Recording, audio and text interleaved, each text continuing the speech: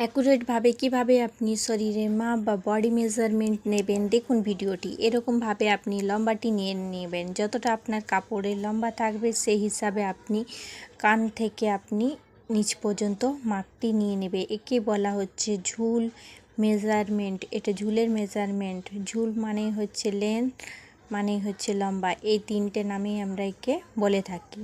তারপরে আপনি কি করবেন দেখুন, এখান থেকে এত দূর যে আপনার কান থেকে একদম নিচ পর্যন্ত রয়েছে সেটাই হচ্ছে আমাদের ব্লাউজের লম্বা।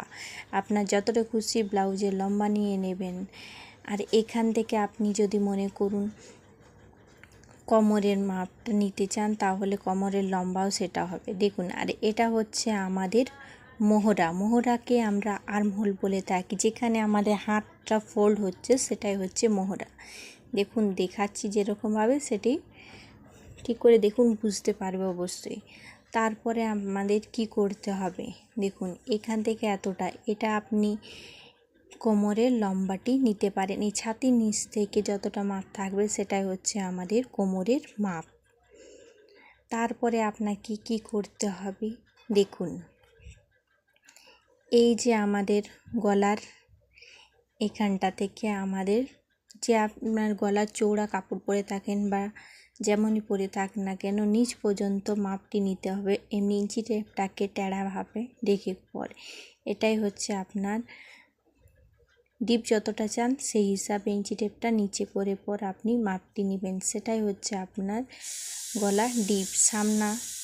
সামনা দিকেও সেমভাবে ইঞ্চি টেপটাকে টেড়া করে নিতে হবে, পিছন দিকেও সেমভাবে। দেখুন এটা মনে করুন পিছন দিকে, তখন আপনি ইঞ্চি টেপটাকে সেরকমভাবেই আপনাকে করতে হবে, ধরে নিয়ে করতে হবে ইঞ্চি টেপটাকে টেড়াভাবে।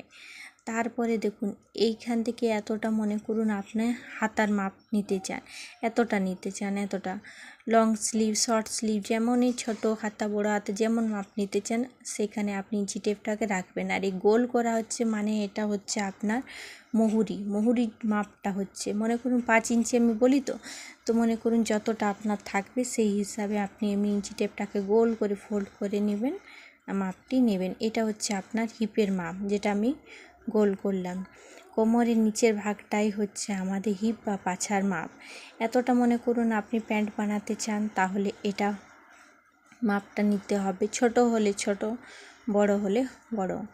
তারপরে দেখুন এখান থেকে এতটা, এটাকে বলা হচ্ছে আমাদের অ্যাপেক্স পয়েন্ট বা বাস্ট পয়েন্ট। এখান থেকে এতটা আপনি যদি চৌড়া জামা পরে থাকেন, যেমনই জামা পরে থাকেন, ওটা হচ্ছে আপনার বাস্ট পয়েন্ট। আর এখান থেকে এতটা, এটা হচ্ছে অ্যাপেক্স টু অ্যাপেক্স, এটা পয়েন্টের চৌড়া। দেখুন এটা হচ্ছে পয়েন্টের লম্বা আর এটা হচ্ছে পয়েন্টের চৌড়া। তারপরে আমি আরেকটা ভিডিও বানিয়ে দেব, সেটাই আরও ডিটেলসে আপনাদের বুঝিয়ে দেব। তারপরে দেখুন এগুলো সব সূত্র আপলোড রয়েছে, সূত্রগুলো আপনি অবশ্যই দেখে নেবেন। তারপরে দেখুন এইখান থেকে যে এতদূর মাপটা রয়েছে হাতার, যেখানে আমাদের হাতার মাপ, এটা হচ্ছে আমাদের ছাতির মাপ। এটা পুরো ইঞ্চি টেপটাকে ফোল্ড করে নেবেন, সেটাই আপনাদের ছাতির মাপ। উপরের ছাতিটাকে বলা হচ্ছে আপার চেস্ট,